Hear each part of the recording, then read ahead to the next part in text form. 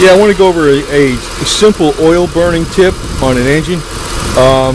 One thing a lot of people forget about is the PCV valve, positive crankcase ventilation, and often that is a source of oil burning. Now, especially, well, not on this Chrysler. This is actually a Mitsubishi 2.5, but the Chrysler 2.7 engine found in the Sebrings from 2001 and up, they will often, that's one thing you really want to check to make sure this PCV valve is clean. You want to use some carbon choke cleaner on it. You don't necessarily have to keep replacing them, but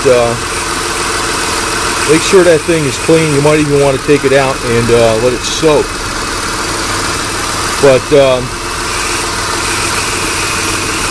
if that does not alleviate the in other words, it's positive crankcase ventilation. If the ventilation isn't working right, if that thing's shut closed, what will happen is it will cause oil blow-by to be forced past the pistons.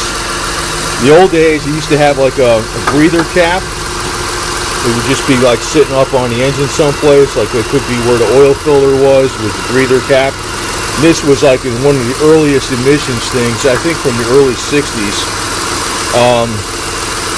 But you want to make sure you keep this clean. You can hear the engine slow down a little bit as it draws in some of the carb cleaner.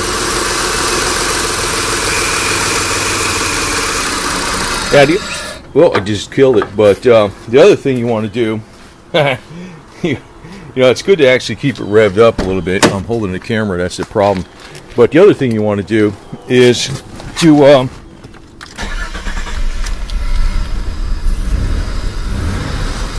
the other thing you want to do to keep the oil rings working well is I always use some Marble Mystery Oil in the engine. I know people say, you know, you don't need that stuff, it's snake oil, but I've been using it for years. This engine actually has 250,000 miles on it and runs very, very good.